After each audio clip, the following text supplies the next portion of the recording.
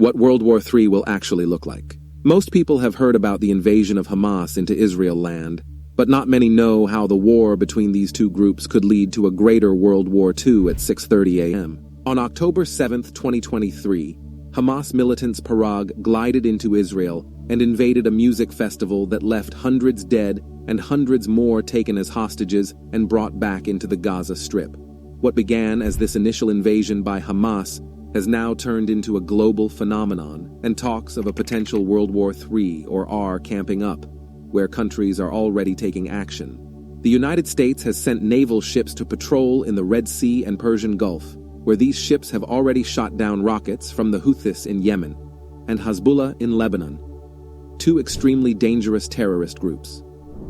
Russia has blamed this war on the United States for trying to profit off the conflict and ignoring the Palestinians' request for creating a new, independent Palestinian state. China has tried remaining relatively neutral, but also has a strong dependence on the Arab nearby countries like Iran and Saudi Arabia for the majority of its oil.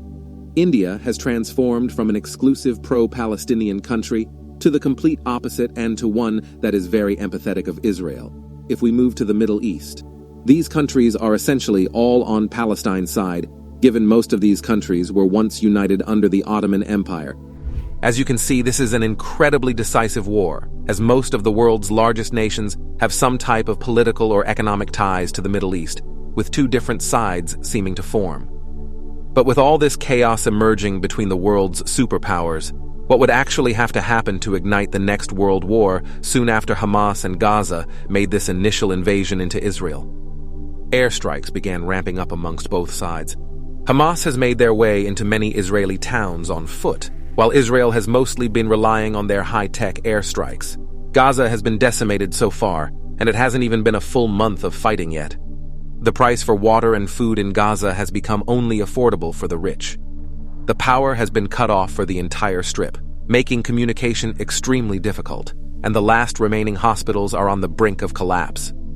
Israel has cut off any travel in or out of Gaza, where they have told Palestinians to evacuate to the southern side of the strip, as this area won't be attacked with airstrikes.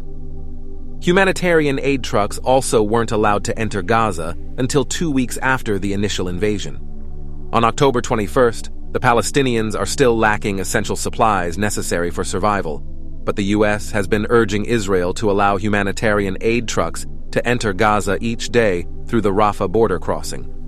Israel is concerned that these resources are going straight to Hamas and aiding them in their fight against Israel rather than going towards the Palestinians who actually need the support. Palestine has certainly been taking the greater toll from this war, given they are the far poorer and less technologically advanced country, but there's obviously been atrocities taking place on both sides. But with the fighting taking place in just Gaza, well, the fighting has actually been more widespread than just Gaza and Israel, and has included some of the world's largest countries. On October 9th, just 2 days after the initial invasion, a terrorist group that operates in many Arab countries known as Hezbollah fired missiles from Lebanon into northern Israel. Hezbollah has strong ties with Hamas and Gaza and has actively been trying to help Hamas win this war. Hezbollah claims they have 150,000 rockets pointed at Israel scattered mainly amongst Lebanon, Syria, and Iran. Already 19,000 people have fled southern Lebanon over fears that this area will only become more violent as Israel increases their counter-strikes against Hezbollah. Meanwhile, Iran over the years has been funding Hezbollah, building the group up with training, funding, and weapons. The Iranian government sees Israel as an illegitimate country and has been using Hezbollah to indirectly attack Israel. Hezbollah is known to have 20,000 active fighters, making the militant group very capable of bringing even more chaos to the Middle East. Hezbollah's biggest goal is to win back the Golan Heights from Israel, which only the United States has ever recognized as belonging to Israel. The Golan Heights turned over from Syria to Israel during the closing stages of the Six-Day War in 1967.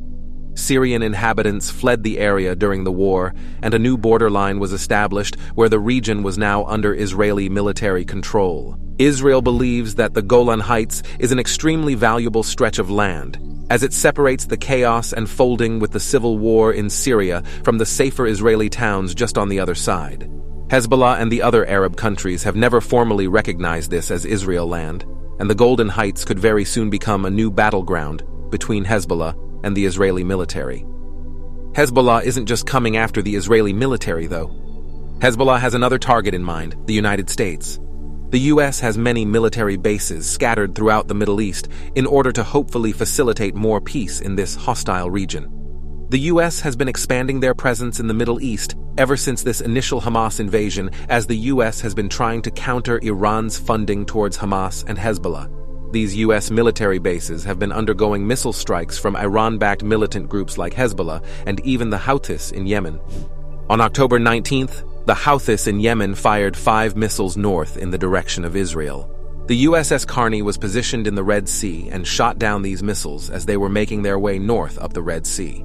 Iran has backed the Houthis for years, as they have continuously threatened Saudi Arabia, who is another one of America's top allies, mainly because this is where a large portion of the United States oil comes from.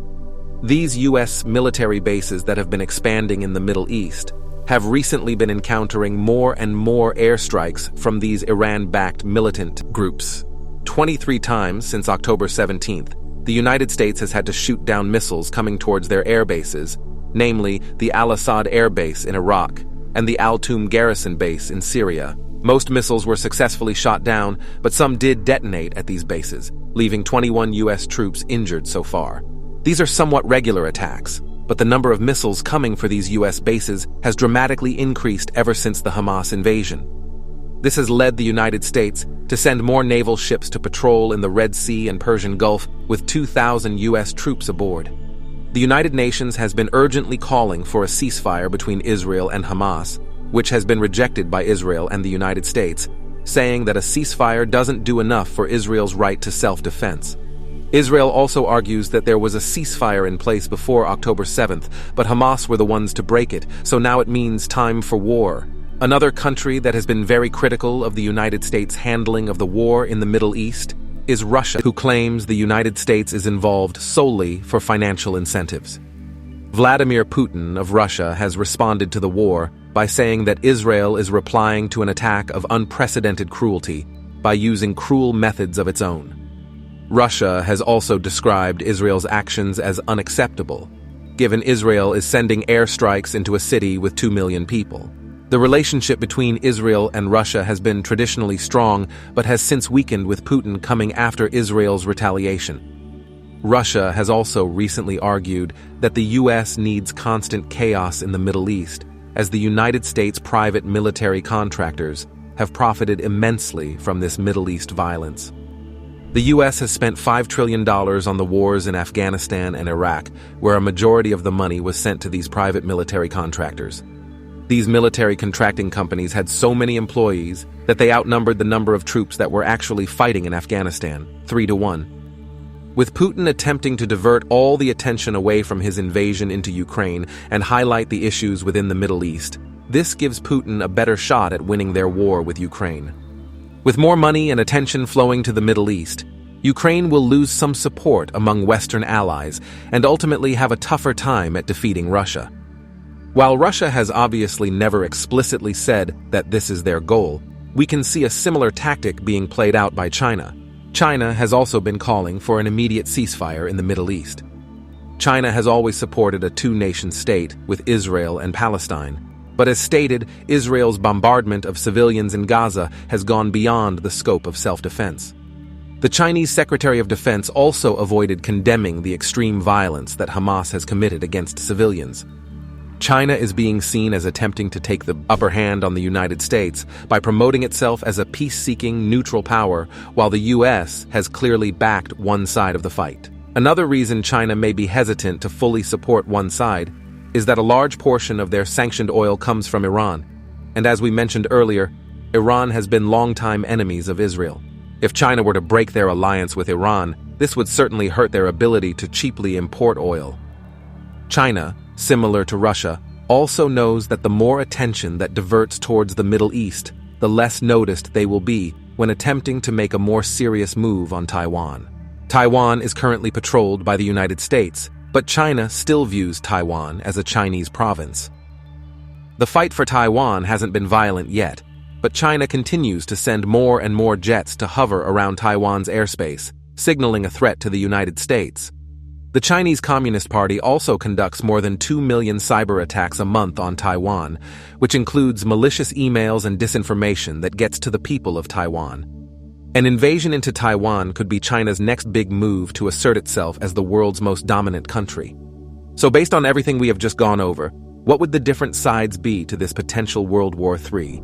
If we start from Israel and Palestine and move our way outwards, Israel would be aligned with the Western alliances, and Palestine, Lebanon, Syria, Iran, and Yemen would also be an Eastern ally, while Saudi Arabia would likely align with the West. Moving out some more, Turkey, Ukraine, and essentially all of the European Union would align with the West, while Afghanistan and Pakistan would align with the East. Finally, moving out some more, the United States would certainly align with the West, as well as Canada, India, Australia, Japan, and South Korea, while Russia, China, and North Korea would most likely align with the East. This obviously isn't all certain, but if World War III were to begin, these are likely the sides that most of these countries would take. But I think we can all agree that we're praying this never happens.